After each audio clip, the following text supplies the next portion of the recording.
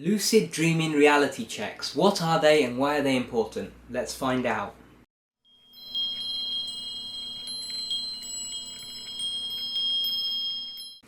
Hey guys, welcome back to Tipharot, and in this episode I'm going to tell you a little bit about lucid dreaming reality checks and why reality checks are important in your lucid dreams. So, to get started, what is a reality check? Well, a reality check is basically you doing something to check if you're actually in the real world or in a dream. And the reason that you do this is because, you carry over certain behaviours into your dreams. So if you're doing reality checks throughout the day and regularly checking if you're dreaming, then when you're actually in a dream, you're going to check if you're dreaming and then find out that you are, and then from that point you're lucid. So let's go through some basic reality checks then. Well, one of the most simple, take your hand, see if you can poke a finger through it. If you can poke a finger through your hand, you're dreaming. You can't do that in the real world. But if you can't, then you're probably not dreaming. However, and this is a very, very important thing, reality checks do not always fail. They don't always, prove to you that you're in a dream if you're in a dream. Sometimes you'll be in a dream and you'll try to push your finger through your hand and it won't go through. That doesn't mean that you're, not dreaming and awake. What it means is it's time to do another reality check. You should stack them up and you should do several, so that you don't, just go on thinking that you're actually awake when you're actually dreaming because of one of them going wrong or whatever.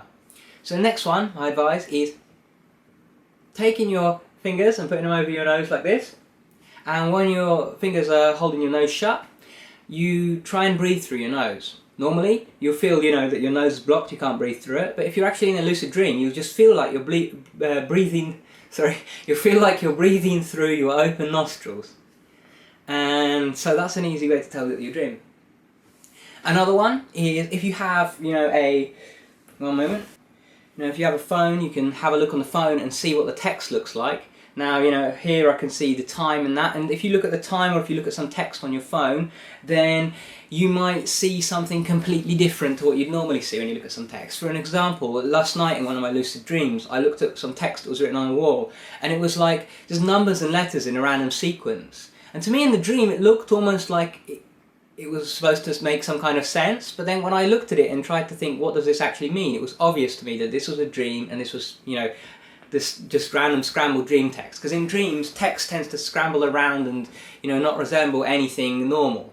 However, it can sometimes be legible. For example, I've had a lucid dream where I was browsing on my computer, sending emails and stuff, and it was all in plain English. It was all normal text and, it didn't change when I looked away, So it really depends on the dream. But if you do those 3 reality checks, you're already much closer to knowing if you're dreaming or not. Now the other thing that I do, and this is really important, in fact this is one of the best reality checks that you can do, is think, what did I do, over the last however many hours? So, for me I can say, okay, I just got out of the shower, before that I worked out, before that I was uploading a video, before that I was editing the video, before that I was eating breakfast. And I can trace back all the events all the way to when I woke up. So you should see if you can do that, because if you're in a dream, often you come into the dream, in a completely random state, like you just appear in the dream in your room doing something. So if you actually go and think, wait, how did I get here? Why am I here? Why am I doing this? What have I done over the last few hours? You might realise that, wait, you don't remember anything before, and unless you have some kind of memory disorder, then you should be able to remember some of the events of the day before. So if you can't, you're probably dreaming.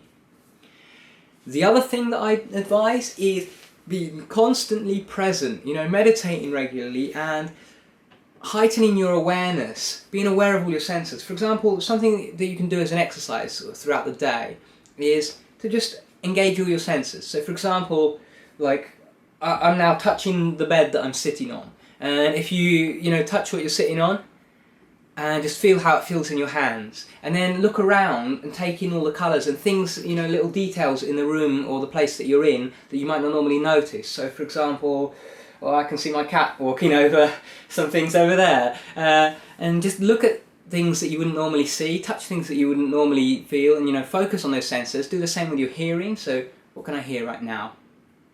I can hear my cat moving around still. And then you've got your sense of smell. I can smell the shampoo from earlier when I washed my hair.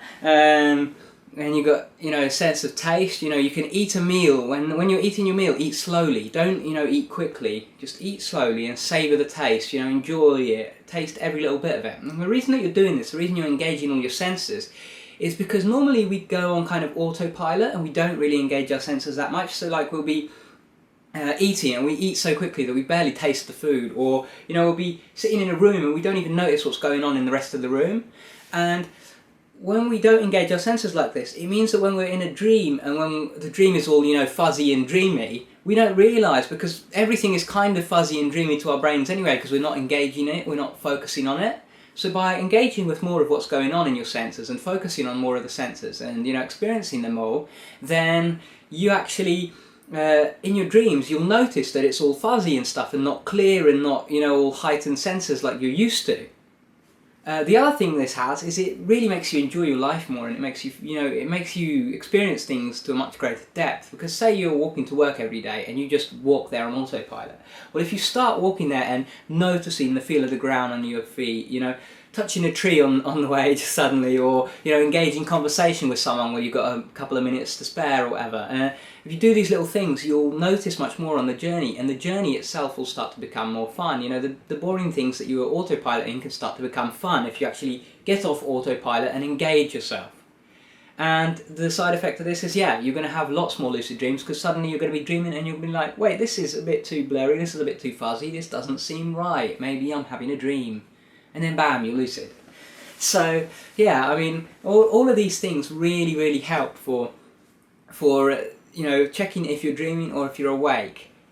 And another one that I would suggest is basically to tell yourself before you're going to sleep that if I suddenly appear somewhere that is not my room, that I should do any kind of reality check and I should question whether I'm dreaming. And this in itself is a bit of a reality check in itself, because what happens is if your brain listens to that, which it usually does if you say it when you're you know, about to fall asleep, if your brain listens to that, then what it's going to do is it's going to notice that suddenly you're in a parking lot, and it's going to be like, wait a minute, this isn't my room. How did I get from my room to a parking lot with no transition? That's not right, that must be a dream. Bam, you're lucid.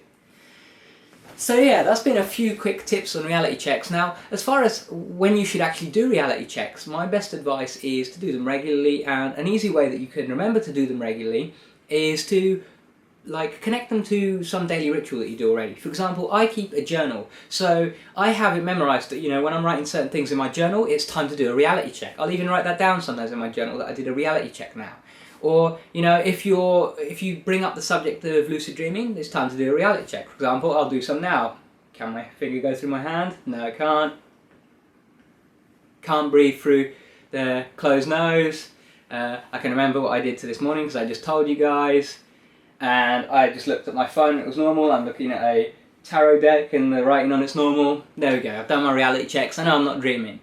So it's important to do this regularly. Every time you kind of think to do a reality check, do one, and you'll start to build up the habit, and the more regularly you do them, the more likely you're going to become lucid from doing a reality check in a dream. The other thing that I will advise is take them 100% seriously. If you're like, it's time for my reality check, and you just go through the motions, that's not a reality check. What you're supposed to do is genuinely question whether you're dreaming or not now. When you do the reality check, you have to have it in your mind that you could be dreaming right this second. Because the thing is, you don't have any clue that you're dreaming until you've done the check. So, you know, if you were dreaming right now, you wouldn't be any the wiser. And it's important to do the check, you know, taking that in mind. Don't just rush through it assuming you're not dreaming. Check and find out.